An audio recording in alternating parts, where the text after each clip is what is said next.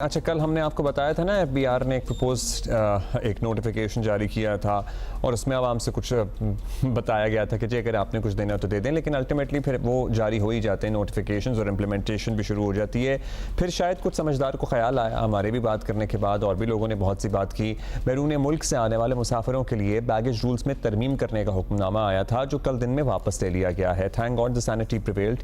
FBR में बैठे बैठे फैसला साजों का भी वैसे कमाल है, जवाब नहीं है। पीर को एफबीआर ने बैगेज रूल्स में तरमीम को नोटिफिकेशन जारी किया था जिसमें कहा गया था कि बैरून मुल्क से ज़ाती इस्तेमाल के अलावा एक मोबाइल फ़ोन लाने की इजाज़त होगी। ये भी कहा गया है कि $1200 से ज़ायद की कमर्शियल अशिया लाने पर पाबंदी होगी और वो ड्यूटी अदा करने के बावजूद भी जब्त कर ली जाए। किस खुशी में भाई जब्त कर ली जाएंगी? If somebody is paying duty, आपने वो रख कर या जब्त करके अपने लिए इस्तेमाल करनी है। यही दुकान खोलने वाले थे आप लोग, क्या करना मकसूद था यहाँ पे? अगले ही दिन चेयरमैन एफबीआर ने नोटिफिकेशन वापस लेने का हुक्म सादिर कर दिया। इस हवाले से एफबीआर ने वजाहत जारी की है जिसमें मौक़िफ़ अख्तियार किया गया है कि गलत तासुर पैदा हुआ कि सामान की कीमत $1200 तक मुकर्रर की गई है। एफबीआर ने $1200 से ज़ायद का ज़ाती सामान जब्त करने की तरदीद की है। $1200 की हद में ज़ाती इस्तेमाल या तोहफे की अशिया शामिल नहीं है। एफबीआर का कहना है कि कन्फ्यूजन फैलने से बचने के लिए नोटिफिकेशन वापस लिया गया है। अगर कौमी सतह के फैसले करने से पहले एफबीआर हुकाम आपस में लिटरली, ये तो बेसिक था, मशवरा कर लें। This was embarrassing on your part, to be honest. मतलब whosoever was responsible for issuing this notification, this was embarrassing to say the least. So yeah, अब जाहिर है कोई एक चीज़ अगर क्वांटिटी में आ रही है ना तो नेचुरली आपको समझ में आ जाएगा। जैसे कोई आदमी 50 आईफोन ला रहा है या इवन 15 भी ला रहा है तो आप ज़रूर कार्रवाई करें, या 10 भी ला रहा है तो आप कार्रवाई करें। या एक आदमी कोई एक ही तरह की चीज़ जैसे कोई पूरा दवाइयों से भरा हुआ इंपोर्टेड बैग ला रहा है तो सर्टनली कारोबार कर ला रहा है, मतलब 100 कैप्सूल के डब्बे ला रहा है, या कोई एक ही तरह की शर्टों से भरा हुआ है सामान या कुछ भी है, तो सर्टनली आप कार्रवाई कर सकते हैं। लेकिन अगर नॉर्मल अपने सामान तोहफा देने के लिए कोई चीज़ ला रहा है, उसमें आपने मज़ीद एफबीआर के जो हुकाम हैं या दीगर जो लोग हैं जो वहाँ पे मौजूद हैं, जो मुसाफिरों का सामान चेक करने के लिए उकाबी निगाहें लगाए बैठे हैं, उनको आपने मौका दे दिया कि वो मज़ीद रिश्वत बनाएं, वो मज़ीद पैसे कमाएं, क्योंकि ज़ाहिर है फिर आप किसी भी चीज़ को लेकर ब्लैकमेल कर सकते हैं कि जी ये तो आपके बैग में 5 चीज़ें ही $1200 से ज़ायद हैं। मतलब एक अगर एक्सपेंसिव जूता कोई आदमी जो अफोर्ड कर सकता है वो ले ले तो $400-500 का तो वो जूता ही होता है। So what are you talking about? So ये बेहतर है कि ये वापस ले लिया गया। अशरफ मलकम हमारे साथ मौजूद हैं और उनसे बात करते हैं। अशरफ शुक्रिया। अशरफ, कल आपको पता है कि हम ये तो आज डिस्कस कर रहे हैं लेकिन कल हम ऑफ द कैमरा भी ज़ाहिर डिस्कस कर रहे थे और ये मैं आपसे पूरी तफसील जान रहा था कि क्या सिलसिला है, ये क्या वजूहात बनी अब इस नोटिफिकेशन को वापस लेने की? मतलब समझ में आया कि हाँ जी ये फ़ैसला ज़रा जल्दबाजी में हो गया? जब ये नोटिफिकेशन आ गया तब ये यकीनन सबके लिए अचानक था। इसमें 2 चीज़ें हैं, एक तो $1200 से ज़्यादा मालियत का सामान नहीं आ सकता, दूसरे जो महंगा मोबाइल है वो नहीं आ सकता। मोबाइल की हद तक तो इट्स ओके, ये एक आता भी लग्जरी आइटम्स में है, इसकी प्राइस भी डिटर्मन हो जाती है कितने का है।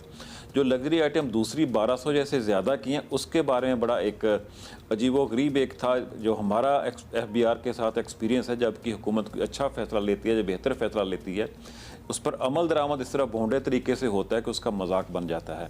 जैसे पहले हुआ था, अभी जब नया बजट शुरू हुआ तो वज़ीर ख़जाना ने कहा था कि जो टैक्स रिटर्न्स का फॉर्म है इसको आसान बनाया जाएगा। जब नया फॉर्म आया तो इतना आसान था कि 41 पेजेस का हो गया था, पहले से ही मुश्किल हो गया था, वही फिर चेंज हुआ। अभी ये फ़ैसला भी ऐसे ही है। मकसद तो इसका ये था कि लोकल इंडस्ट्री जो मोबाइल फ़ोन जहाँ असेंबल होता है पाकिस्तान में उसको तहफ़्फ़ुज़ दिया जाए, उसकी सेल बढ़ाई जाए और साथ साथ इम्पोर्ट्स कम की जाएँ।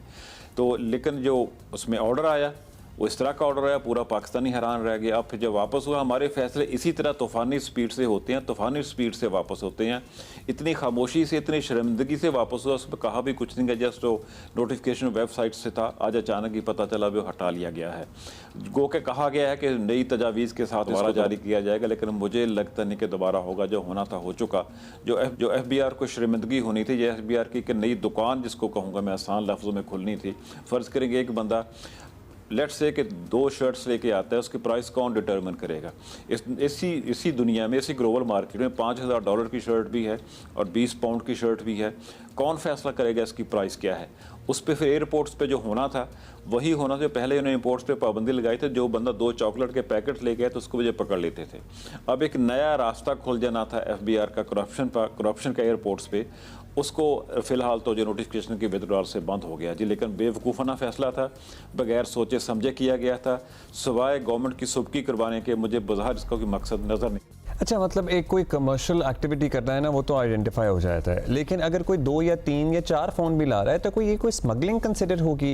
इन मोबाइल फ़ोन्स पर अल्टीमेटली आपको टैक्स अदा करना पड़ता है जो कौमी ख़जाने में जाता है, मतलब उसके बगैर तो नहीं आप चला पाते ये जितने भी मोबाइल ले आए फिर कोई तो ये कि भाई एक के अलावा दूसरा मोबाइल भी होगा तो वो कॉन्फिस्केट कर लेंगे। वो कॉन्फिस्केट करके क्या हासिल करना है भाई? पैसे लो, आप छोड़ो चीज़ को।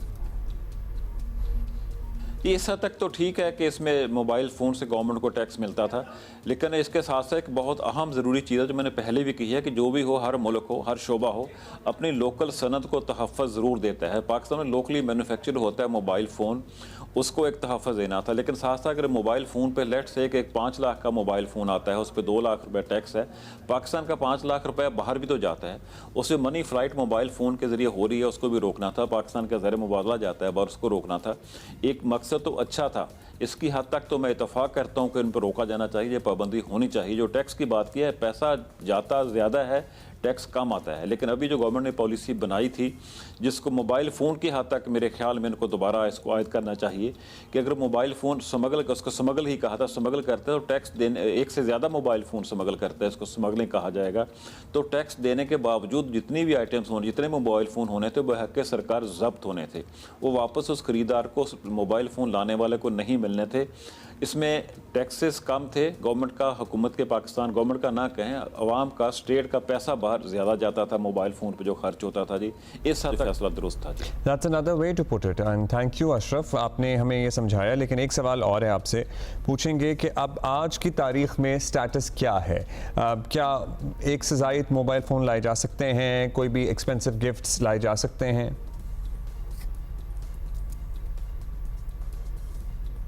फिलहाल तो नोटिफिकेशन विदड्रॉ हो गया जी। इसका मतलब है कि वो नोटिफिकेशन जैसे कभी इशू ही नहीं हुआ था, उस पर अमल दरामद ही नहीं हुआ, ऐसा कोई फैसला नहीं है। एज़ पर टुडे, आज के दिन तक कोई वही सूरत हाल है जिस नोटिफिकेशन के जारी होने से पहले थी। जिस तरह पहले सामान आता था, जिस हद तक जो पर्सनल यूज़ की चीज़ें आती थी, या एक से ज़्यादा मोबाइल फ़ोन आते थे, या एक ज़्यादा मालियत की जो भी चीज़ें कह लें, पहनने के कपड़े हैं, जूते हैं, या जो जेवर वगैरह कुछ लोग लेके आते थे बाहर, स्पेशली मिडल ईस्टर्न कंट्री से, मुझे एक हद तक जो पहले इजाज़त थी वो अब भी इजाज़त है।